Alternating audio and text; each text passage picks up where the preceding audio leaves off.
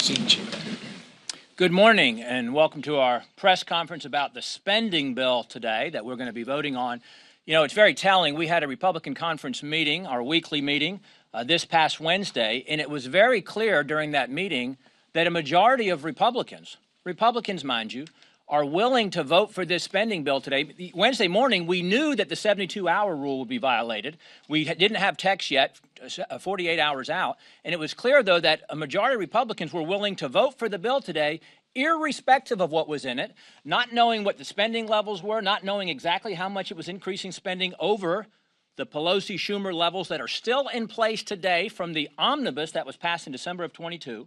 Not knowing the exact spending levels, not knowing how harmful the policies might be beyond the ones that the American people are already suffering under that are still in place from that omnibus.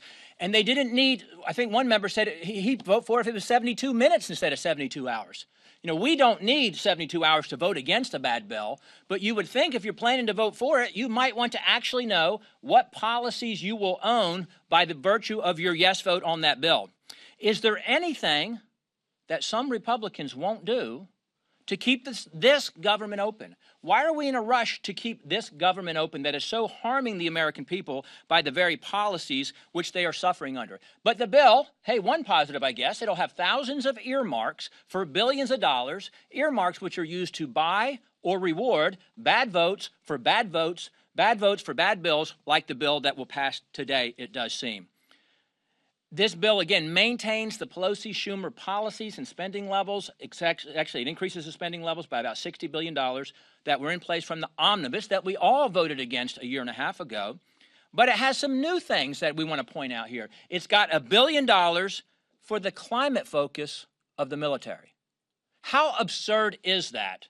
Think about what we might be able to do with $1 billion for our military Department of Defense to actually focus on lethality, force readiness, effectiveness, so that we might win a conflict that we hope not to have. But instead, the Biden administration is getting another $1 billion for the climate focus of the military, getting $200 million for a new headquarters for this FBI. Why would any Republican vote to give $200 million to this FBI for a new headquarters? It continues to fund the WHO, the tool of communist China that was used to deceive us during the COVID virus situation, and that the WHO that President Trump wisely defunded, that Joe Biden put back in place funding for as soon as he got into office, the WHO that Biden wants to surrender our sovereignty to 60-some days from now, so that in a so-called crisis deemed by the WHO, we would be forced to comply with what the WHO said in whatever they deem to be a health crisis or a climate crisis or a poverty crisis, or so-called gun violence crisis. So we're going to continue to fund the WHO.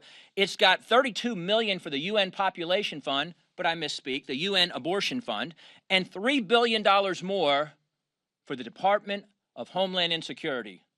This DHS under Mayorkas and Biden that continues to perpetrate this invasion on the American people. We have entered a new era when it comes to the border invasion, a new era yesterday. Many of you, I hope, saw the video that we saw, where at first we thought, is this a third world country? Is this a banana republic? When we saw the alien mob rush, the bum rush of border officials to force their way into this country. How have we got to that point today where we are allowing illegal aliens to bum rush border officials and force their way into the country? And yet the Biden administration's response, is it to ramp up efforts to repel the invasion? No, their intention is to prevent Texas from securing their border. They will go to unlimited lengths to prevent Texas from securing their border and keeping their citizens safe. But they don't seem to care about the aliens forcing their way, literally forcing their way into our country, overcoming border personnel. Either we show the willingness to respond and repel and deter this kind of activity, or we can just go ahead and fund it. And the bill that's being voted on today will be Republicans joining with Democrats to fund this DHS. Instead, we must say enough, not on our watch. And we need 146 Republicans today, 146, 2/3, to vote against this bill today. 1/3 can go ahead and vote for it. But if just 2/3 would join us and vote against this bill, it will not pass on the floor under suspension. So I'm privileged to be here with my colleagues to speak against this bill, to speak against funding this government and these policies, and to speak against funding this border invasion, which reached a new low yesterday. And with that, I yield to Chairman Scott Perry from Pennsylvania. Thank you, Mr. Chairman. I thank my colleagues, and I thank all of you. It's March, right? March Madness. Now, while some people in Washington, D.C. are misspelling their favorite team on their bracket, the rest of the country is watching their country in March and the madness burn down in Washington, D.C. and at their southern border. As a person who was honored to wear the uniform for decades, I watched those service members, uniformed service members at the border. What were they supposed to do? Right? They're put there, somebody put them there to stop the invasion. Well, how are they going to stop it?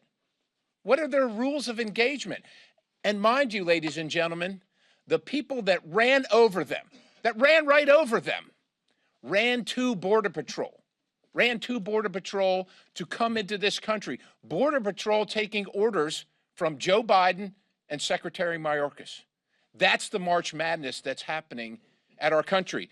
And what is the left, the Democrats, what are they going to run on when they pass this bill? 22,000 border agents, 41,500 detention beds. 22,000 border agents, not on the border, not standing on the border with uniformed service members because they're back processing people illegally into the country. That's what they're doing. The beds will go unslept in. We're going to have more of them. These people aren't going to the beds. These people are coming to your community to sleep in a bed in your community, in our communities. And this bill today funds all of that, continues to fund all of that. Every single Republican should vote no, and should be ashamed of ever voting yes. This is our opportunity. This is the time. Remember, this was supposed to be done last September. We're now in the middle of March of the next year. This is their opportunity to say what happened on the border yesterday that all of America is now looking at as they wake up this morning. This is going to stop, and it's going to stop with us. And if they don't vote no on this bill, what they're saying to their constituents, their bosses who sent them to Washington, D.C., Democrat or Republican, what you saw at the border, that's fine with me. That's good. Let's get more of that. I urge all of our colleagues, not just the brave ones that are standing here today in front of you, but every single member of the House, Republican and Democrat, reject this bill. I yield. Mr. Burleson. Thank you, Chairman Good. Thank you, Chairman Perry. You know, when I came up here, I thought we had the majority, but it appears that we don't have a majority of fiscally responsible individuals. We're here because just 30 hours ago, the Uniparty put forward a 1,000-page bill that no one can tell me that they've read before they're going to vote yes on it, to spend $1.2 trillion, and we're expected to vote on it in just a couple hours. It's not acceptable. When I first came to Congress, I was warned that this is how this town operates. But I had a glimmer of hope that we had the majority, that we had enough people that were fiscally sane, and that this time it would be different. Unfortunately, it's not different. So here we go again. For the last 3 years, we've been complaining about all of these things. Republicans who campaigned complained about the border issue.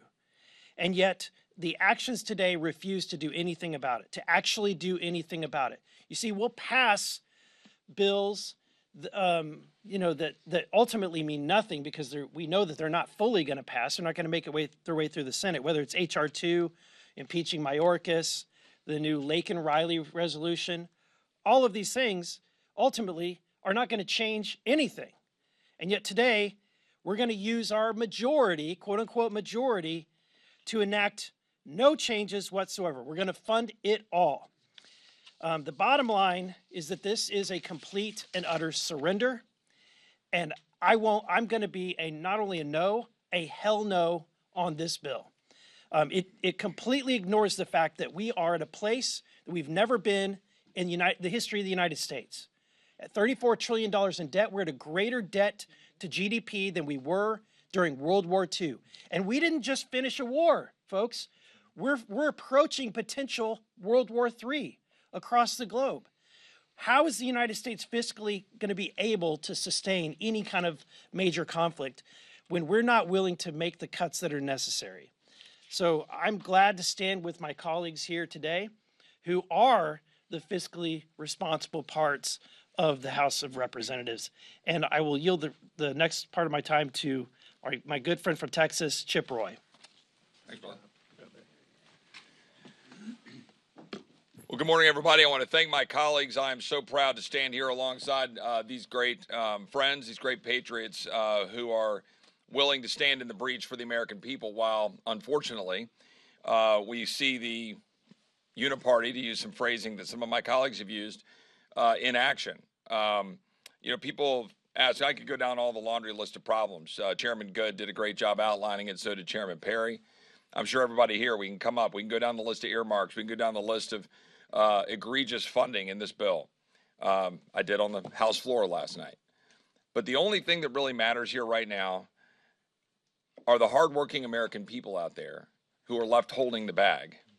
When the people that they send to Washington campaign on doing one thing and then come here and do the exact opposite. And I've been watching social media today because I called out some Republicans on the House floor last night, and I called out some of the so-called conservative groups out there last night on the House floor who are MIA in this fight because they like to have access to political power. The time for all of that is over. The time for continuing the same games in this town is over. There's no more time left. I was meeting with an automobile manufacturer this morning, talking about the extent to which the rule that was finalized on Wednesday, the tailpipe rule, will force them to go to basically 2/3 EV manufacturing by 2032, which means they've got to start building out their supply chain right now. That will fundamentally alter and destroy the livelihoods of millions of Americans, driving up the cost of their vehicles, driving up the cost of goods, while you've got EVs piling up on lots as we speak. I could sit here and give an entire speech on that issue alone. Yet what are my Republican colleagues going to do today? Fund it. You all know what's going on the border. My friend Chairman Perry talked about the 100 that bum rushed the National Guard in El Paso. That's making all the headlines in the last 24 hours, but it's relentless every single day. Republicans pass a bill and name it after Laken Riley and pat themselves on the back and say, look what we did. We sent a bill and we sent it right over to the Senate for it to die so I can go campaign all year on the border. So I can use that beautiful little girl as a campaign prop. Enough. Those same people that fund it today, they own it. Anybody who votes for this bill today owns every stinking bit of it. They own the destruction of the American economy with all these regulations killing families. They own the wide open borders causing death and destruction. They own the fentanyl pouring into communities. If you fund it, you own it. And unfortunately, too many Republicans come to this town and they use what's called the swamp glossary. Go look out there on Twitter. Good friend of mine puts a bunch of stuff out there that outlines a lot of the swamp glossary. You guys hear it every single day. Frankly, our Republican leadership are basically walking swamp glossary. There's always an excuse for what we can't do. Always a reason. The majority's too thin. Oh, I'd be there with you if I could wave my magic wand. We've got elections this year. I asked one of them on the floor yesterday, I said, well, what happens if we run the trifecta, we win the White House, we get the House back, we get the Senate. What are you going to do next January? What are you going to do? And I told them what they're going to do. They're going to say, we don't have 60 votes in the Senate. Yes, that's right. And you know what that individual said? Well, yeah, we're going to have a conversation about that. There is always an excuse for Republicans to fail. We're here to say that we're going to succeed for the American people. I'm here and I'm happy. This is as happy as I can possibly be because these people came here to go fight for the hardworking American getting screwed by the swamp and by corporate cronyism, making health care unaffordable, making their streets unsafe, making it impossible to go buy a car affordably. And they're tired of it. And they want their country back. And the excuses coming out of Republicans are not getting the job done. So today, I want to be very clear. Any Republican who votes for this bill, they own it, and they are the ones risking the election. It's the people that are going around saying, but oh, we'll cost the election. Oh, but what happens if we have a shutdown? They're the ones running in fear rather than leading. They're the same ones who will go stand up in Normandy on June 6th, praising those men who walked into a wall of bullets and looked at a cliff and scaled it to save our country and to save the world from fascism, praising their courage while curling up in the corner, afraid to stand up for the American people who are suffering today. Enough. I'm proud to stand with these great patriots saying no to this bill and yes to the American people. No to the continuation of the uniparty that is coalescing against the American people, and rather, we're going to stand up and fight for them. I'm not afraid of a shutdown. That's swamp excuse. I'm for standing up for funding a government doing its core constitutional duty, and that's what we're here to do. And I'm proud to do it. And with that, I'll pass over to my friend from South Carolina, Mr. Norman. Thank you, Chip. You know, I woke up this morning to a text from an elderly lady in South Carolina. She had watched the bum rush, and she said, when is Congress going to do anything to stop the invasion at the border? And she ended her text with, the deaths that will occur are going to be on the hands of Congress for not doing something about it. Folks, how long are we going to, as Chip said, and Bob and others, fund a government that's working against us? How long are we going to put up with thousands of our young people dying from fentanyl due to the invasion from China? How long are we going to put up with this insane spending? Biden says pay your fair share. Let me ask you the question. You want $500 million to go to Jordan to put up a wall? Do you want $125 million to help Egyptians attend college in Egypt? Is your fair share to go an 8% pay raise for a guy that we just impeached, Mayorkas, who is implementing all this? Do we want $286 million going to Title X funding, and as Bob said, to fund the abortion industry? Folks, enough is enough. And I'm proud to stand with these true patriots who are willing to take whatever comes. The bum rush, for each one of you in the media, it's coming to your city, to your county, to your state in a different form, but it could be that exact form. Now, what's the solution? You know, I've heard enough of, we're going to lose the majority. We got the majority now.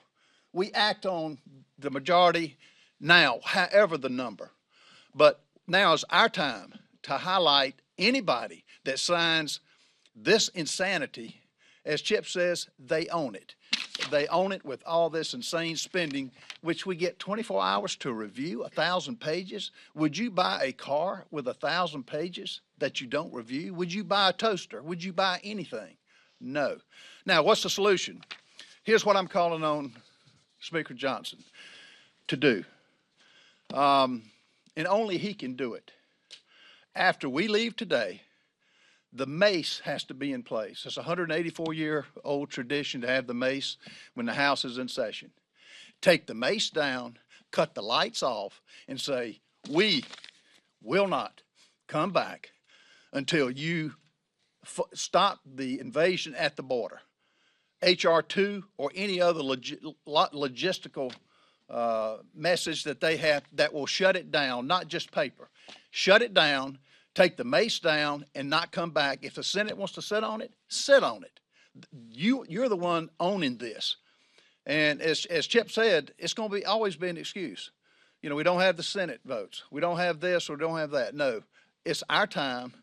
This is our time to do something good for the American people. The government cannot continue to run ramshot over the taxpayers. And anybody that signs this, anybody that agrees to this, as we have said, they're going to own it, and they're going to agree into all this spending of money that we do not have.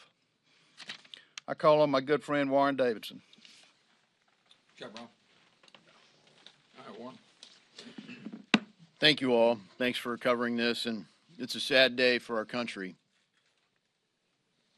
We're here really to solve problems and serve people, and we're here talking about something that, you know, anyone can find an excuse. Leaders find a way, and I'm sad because we have not yet found a way to have a smaller government. We've not yet found a way to restore a government small enough to fit in our Constitution. We could afford a government that size. We can't afford this kind of government. This government isn't even doing its most basic responsibility, which is to secure and defend this country. We literally have an invasion at our border. We have a leadership structure in the executive branch that is undermining the entire concept of citizenship. And we are not servicing the citizens of this country. They're back home being buried by debt, buried by crime, buried by this invasion at the southern border, literally buried by fentanyl, all kinds of other drugs, suicide at record high levels, buried by endless wars, failing schools, corruptions. It's a fatal overdose of government. Yeah. And we have people that are trusted to stop that, voting for this nonsense. They've wasted all year not solving these problems. They've wasted all year finding a way to preserve the status quo, and not even that, making it worse. We're adding $1 trillion worth of debt every 100 days, and this bill accelerates the path to the crash site. Eventually, we'll arrive at it, and with the benefit of hindsight, a lot of these same people will stand around the smoldering crash site of our economy and our country, of our sovereign currency, the world's reserve currency, and they'll claim the problem was we didn't have enough government. We got to have a smaller government. We told the people we were going to have a smaller government, and we told the people we were going to secure the border. Today is a total failure. It's a sad day. I'd yield to my colleague, Eli Crane. Joe Warren. I'll be brief. I'm definitely not as eloquent as many of my colleagues up here. First, I want to speak to the politicians up here that are going to vote for this. Like many of my colleagues have said, you own it. All the garbage, all the funding for borders overseas, but you won't lift a finger to stop the invasion at our southern border. Here's the deal, guys. The American people, though they may be busy running their businesses, raising their families, they are busy, but they're not dumb. And they are gracious. They don't expect us to win every fight. They know that we're outnumbered up here. But here's the deal. They do expect us to fight. And that is something that this party has refused to do time and time again. And it's one of the most frustrating things to be a part of. We know what the Democrats are going to do. They're going to destroy the country. They're driving us off the cliff at 95 miles per hour. Well, guess what? Our solution, the Republican Party, we're going to dial that down to 90 miles per hour, but we're still driving this thing off the cliff. Just we're backing it down a couple degrees, and it's pathetic. All right? Pick a principled fight. I don't know, maybe like the border invasion. I hear leadership say it's the hill we're going to die on. Really? Do you even know what that means? That means you got to take a hill and be willing to die on it. I don't see it. And until I see it, I'm not going to be like a lot of politicians up here and be a cheerleader for it, because it's garbage and it's destroying this country. It's destroying the future for my kids and your kids. Now I want to speak really quickly to the American people. I know you're busy. I know it's hard out there. I know you're being killed by inflation. I know many of you have lost your kids to fentanyl. If you want to help us, start paying attention, and please quit sending politicians up here who come to your town, who come to your Lincoln Reagan Day dinner talking about fiscal responsibility, border security, and then they vote on this crap repeatedly. You can help us. Quit sending them up here, because in case you guys haven't noticed, we are radically outnumbered. It's always the same names. It's always the same names of people trying to stop it. And it's always the same names, unfortunately, who talk a good game in the media and back at home in their districts. And then they come up here and they vote for this crap, hoping that you don't pay attention. You can help us. Clearly, I'm a hell no on this bill. Thank you. Let's see. Mr. Ogles, you're next. Thanks, Eli. Good job. Well, thank you for being here, and thank you to my colleagues. At roughly 2:30 in the morning, 1,000 pages were dropped, over $1 trillion in spending. We're expected to vote on it without reading it.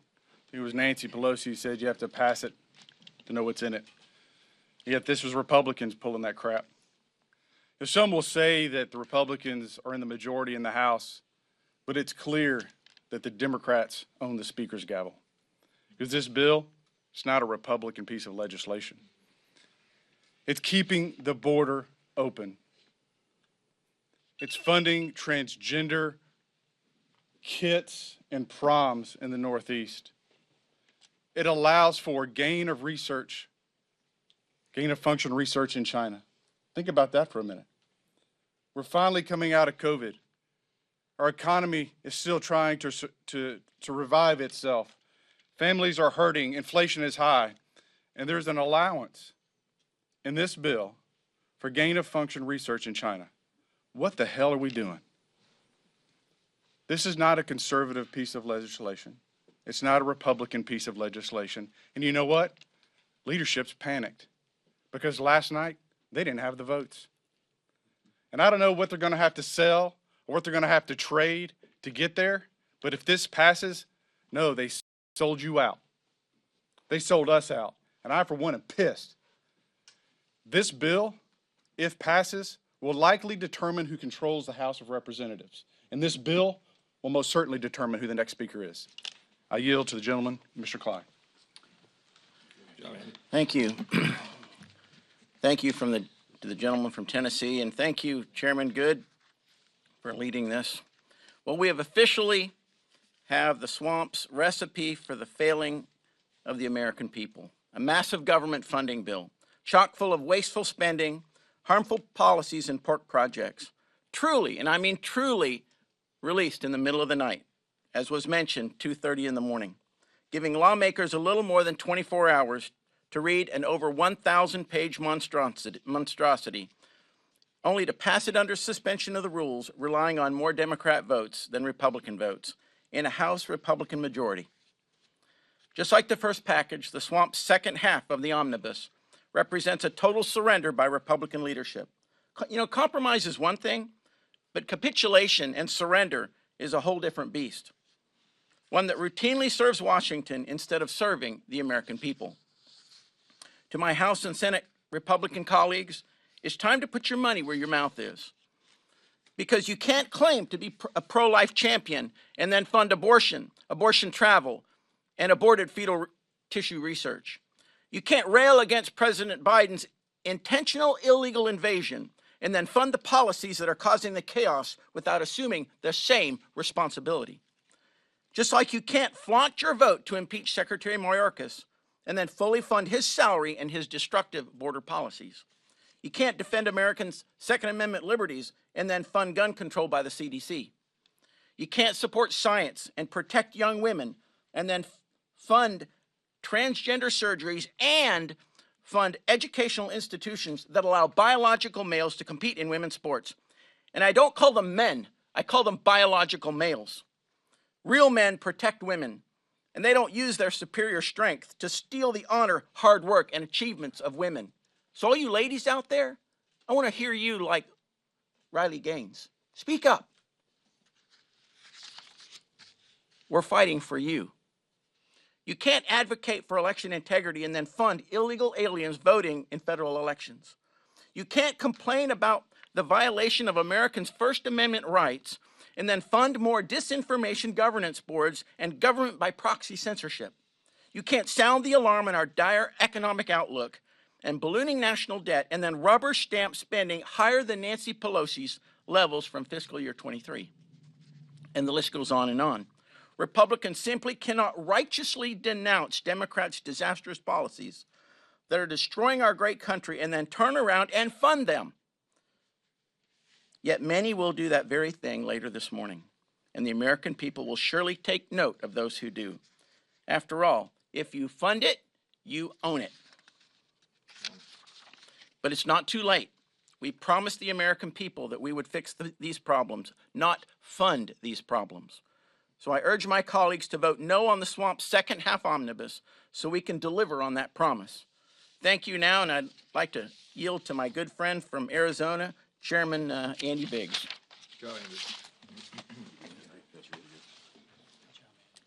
Thank you, everyone, for being here, and I thank Chairman Good and Chairman Perry and my colleagues behind me. You know, just yesterday, it's ironic. Senator Braun's resolution that the national debt is a security crisis and the security threat passed UC in the Senate. Of course it did. Ironic, isn't it? When I introduced that piece of legislation several years ago, there were $21 trillion in national debt. Speaker at the time wouldn't let that bill come to the floor. And now we're sitting at $34.5 trillion, rolling it up about $1 trillion every 120 days in national debt, new national debt. And the same yo-yos that just passed and acknowledged that a national debt's a security threat, they're going to take this package and they're going to pass it. That's what's going to happen unless sanity begins to rule. Now, if we take a look at the Budget Control and Impound Act, it requires 12 appropriation bills be passed in this body where the Constitution says we originate spending bills, and it gets to the Senate. We're supposed to get to the Senate by June 30th of every year. You know the last time that happened? Can you? You know, I had to give a prize. 1977. That's the last time that was done properly. And you know what? We were promised a little over a year ago when that speaker was brought in, he said, we're going to do those 12 spending bills, doggone it, for 2024. We're going to get them over to the Senate. That was one reason some of us acquiesced and said, well, okay, well, if we got a shot at it, we want to do it. We got one, and then he didn't transmit the bill. And now what we've got is we've got a speaker who says, we're going to have to, it's all we can do. This is all we can do. It's tough. We don't have enough. Well, what I say to the speaker, and I've told him to his face, and I say it again, is you know what? The American people, they're watching what we do. And they know something. If you surrender, you lose every time. But if you fight, you got a chance to win once in a while at least. I'm not saying we don't have a tough road because we've got, in name, we have a very slim majority. And in reality, maybe we don't even have a majority. But doggone it, fight. This is capitulation. This is surrender. Well, you know, the reality of it is, these guys behind me, and the lady behind me, they we're all together. Yeah, very good. I didn't forget you, Anna. We all know that this bill is chock full of crap, and you know it, and the American people know it. And you're going to see people who campaigned on the Republican Party platform of reduced spending, reduction of the national debt, responsible government, reduction of regulation, pro-life, whatever. That's the platform. But they're all going to go out there, and there's going to give enough votes for this to pass today. Maybe. Yeah, maybe. Unless rationality sets in. And if there's no rationality setting in, we're going to be adding to the national debt, and we're going to further the destruction of this country. And I'll just tell you this, the invasion you saw in Texas yesterday, that's an ongoing thing. Right. Don't tell me this is the hill you're going to die on, Mr. Speaker. Look at, this has been going on in Lukeville, where they're cutting the fence and people are flowing in every day. And that's in Arizona. That's in Arizona. This is an invasion. What you saw yesterday is just another example of the invasion. Doggone it, Mr. Speaker. Do the right thing. Pull this bill run legislation which I've introduced, which would give you a partial shutdown, but stop funding the government that wants to emasculate the sovereignty and freedom of the American people. With that, I yield to Rosendale.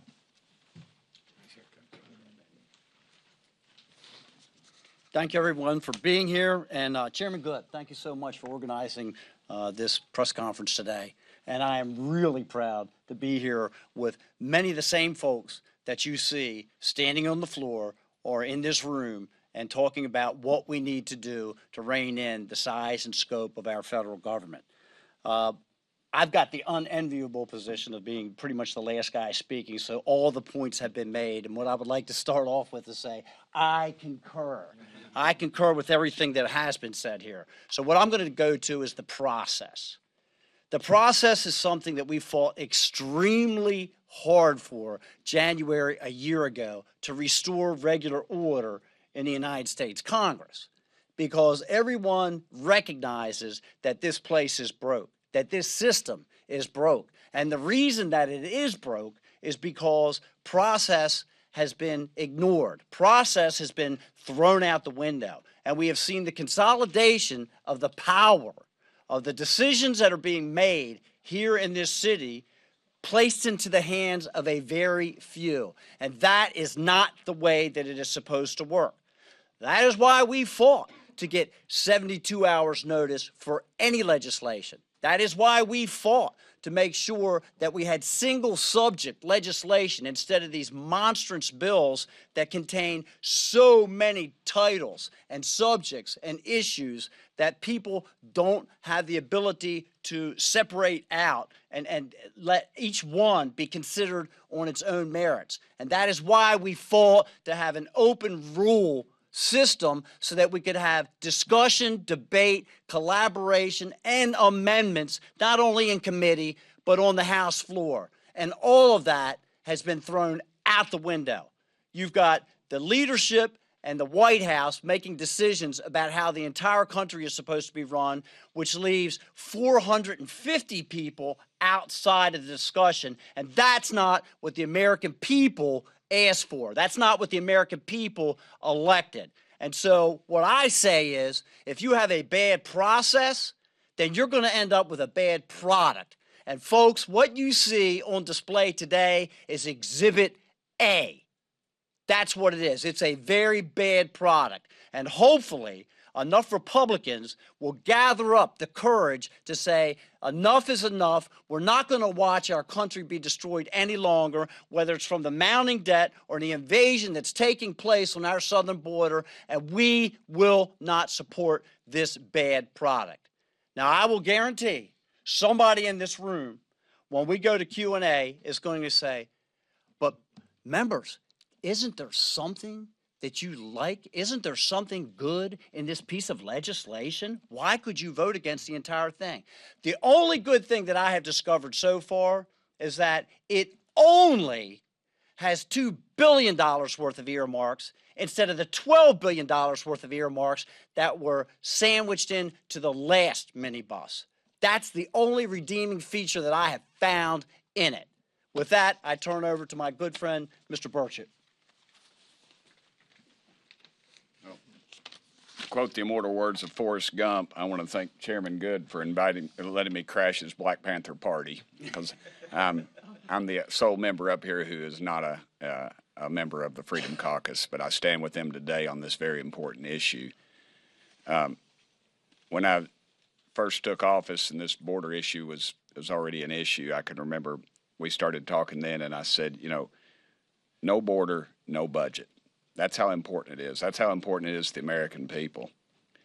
We talk about having the majority and what that means. I don't care. If we lose our country, it's not worth it. It is absolutely not worth it.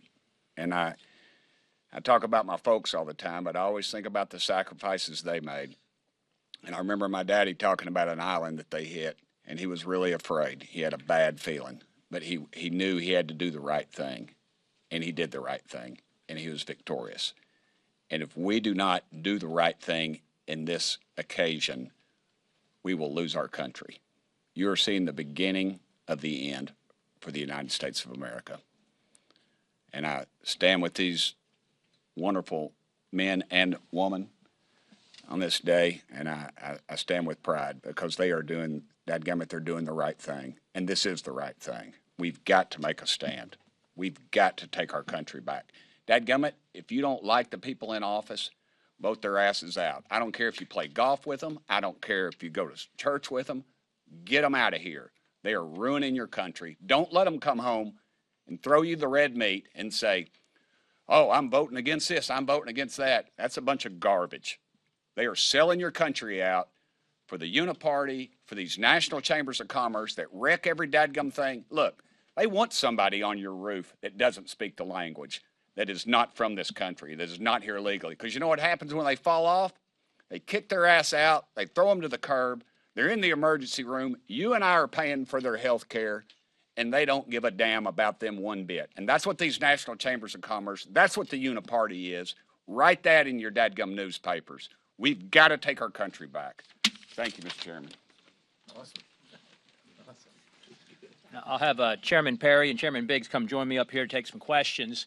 You know, it's interesting, it's some of the points that were just made. These folks who will vote for this bill will go back and fundraise and talk the same language that we're talking today after they voted for this very bill. So we'll take a few questions. Yes, ma'am. It's very clear that you all are very angry about this bill, but doesn't the buck stop with the House Speaker? It's in his hands to put this on the floor. Why not motion to vacate? Well, the Speaker should today, in light of the heightened situation at the border illustrated by the bum rush yesterday, which, as Chairman Biggs said, is not unique. It was just caught on video on a larger scale. The Speaker ought to say, you know what? This terrible bill that gives Democrats everything they want, the reason why they'll vote for it 99%, you know, at a minimum, we're going to attach HR to it with performance mechanisms in place that's going to be required for them to get the money to fund this government, and stop, pause, slow down, attach border security to that bill before he passes it. That's what the Speaker ought to do. Frankly, can't defend the Speaker. It is the Speaker's decision to bring this to the floor for a vote. You guys ask us every day about the status of the Speaker, but I don't think anybody here talked cavalierly or flippantly about the Speaker a year ago. We focused on policy, we focused on actions, we focused on performance or lack thereof, and we're doing the same thing today. Yes. Thank you, Mr. Chairman. Two quick questions. One, what happens if Republicans don't get the majority on this vote today? How are you all thinking of, I don't know, retaliating might be too strong of a word, but retaliating itself? We do have a Republican Party rule that requires legislation not to be brought to the floor for a vote that doesn't have a majority Republican support. And so I would hope the Speaker would adhere to that. And I would hope that that majority will be denied today. If that's denied today, he doesn't have a majority. If we could get, well, actually, we need 2/3 Republicans to vote against this, then it won't pass. And so our mission is to try to persuade our colleagues not to vote for it. Or if they do vote for it, to do as I think it was Mr. Rosendale who said, but to make it as uncomfortable and as painful as possible for them, to expose them to their constituents back home on who's working for them and who's working for the people here in Washington.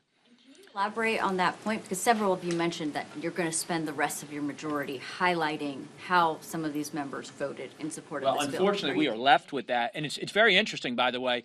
Some of the members, they don't care how they vote. They just don't like us to tell people how they vote. And, you know, if you don't want people to know how you vote, you probably should vote differently. Will you be campaigning? Somebody else. Yes, sir. Do you think there needs to be a purge in leadership, maybe not related to Speaker Johnson, but top down, the 2, 3, 4 positions? Act like Republicans. Yeah. This is not a personnel discussion for us today. We're talking about the bill and the policy today. So somebody else that has a question that's not about that. I got an HR2 one if you want. You know, McCarthy did have a CR back when that was being debated that would have had HR2 attached to it. I believe there were some provisions taken out, but a lot of you voted against that. Would that have been an opportunity to negotiate some of the provisions in HR2 into the government? Well, I'll just say we're in a different situation today than we were. We had a stronger hand a year ago, and we should have played that hand. If we played that hand appropriately, we wouldn't be where we are here today. We wouldn't have a new speaker, quite frankly. We're not in the same situation. You know, I remind you, going into the last week of September, turns out the last week of the previous speaker's tenure as speaker, we had passed 1 out of 12 appropriations bills going into the last week of September. After it was promised that we'd bring all 12 to the floor. We passed 10 out of committee, 7 on the floor. Ultimately, I'm sorry, that's what we ultimately did, but we only had 1 out of 12 passed on the floor going into the last week of September. If you guys are itching, jump in. Yes. Mr. Good. 2 questions. First, are you guys planning any stall or delay tactics today to try to push back the vote and try to convince more of your colleagues? Well, we wouldn't tell you. Wait, can I ask one more? I have one more. Michael has one more. You guys talk about how you want to focus on process and on policy, which you have, but we're at the end of the appropriations fight now, and you didn't get the process you wanted, and you didn't get the policy you wanted. So shouldn't there be consequences in leadership for you not getting that as you're now at the end of the appropriations process? Well, I just say we have talked to leadership publicly and privately about the fact, what is the reason to have a different expectation as we approach fiscal year 25 funding deadline, which is September 30, 6 months from now? Think about it. That's 35 days before an election. One could imagine that Chuck Schumer in the Senate might just say, you know what, on our terms or nothing. And we might say, well, golly gee, we'd like to have things be different. Shucks. But we can't have a shutdown 35 days before the funding for the government expires, and 35 days before an election. And what would prevent us from allowing the Senate and the White House to dictate how we fund the government for another 12 months based on the past history that we've seen since we've had the majority over these last 14 months? Yes, sir. Last question. Speaking of process, there's a lot of talk about appropriations bills, but never a budget resolution. Does the Freedom Caucus want the House to do that? Why have we skipped that? Well, I'll remind you, one of the other promises made by the previous speaker, and I like putting that in front of his name, the previous speaker, was he promised to bring a balanced budget vote to the floor. Not to mention term limits, not to mention impeach Mayorkas, not to mention some other things, not to mention January 6 tapes being released. And again, he brought 1 out of 12 spending bills we passed before the final week of September. What was the question again? I'm sorry. Where's the budget resolution? Oh, yes. Our committee, the budget committee that some of us serve on, I know Mr. Norman serves on it with me and some of the others that are here, we have passed a balanced budget out of committee. We would like it brought to the floor to vote on. We would like to bring the RSC budget that many of us are part of, chaired by the budget task force chaired by Ben Klein, who's a member of the House Freedom Caucus. I served on that task force, which balances in 7 years. But I'll give you a comparison. Yesterday in our budget committee, we had Biden's budget director, which is a funny term for Biden, that he has a budget director, Shalonda Young. And now, mind you, she was coming to talk about Biden's proposed budget. That's why she was coming. So she had one job, come talk about that budget. And when I asked her how much the president's stated written budget that she was there to talk about, not a trick question, how much would it increase the debt by over the 10 years? She didn't know the answer to that question. She didn't know that it was $18 trillion to take it from 35, 34 to 52 in 10 years without supplemental emergency extra spending. That's what Biden was projecting to do. That's the Democrat Party. That's Biden. We're trying to bring the House Budget Committee 10-year budget, the RSC 7-year budget. Heck, we would go even further. We'd do it a lot quicker than that. Andy Biggs has a wonderful proposal to cut it much more quickly. We voted for hundreds of amendments to cut spending. And I think we got maybe 170 votes for most of those, by the way, hundreds of those, when we have 220 Republicans, or did at that time. So, all right, thank you very much. Thank you. Thank you.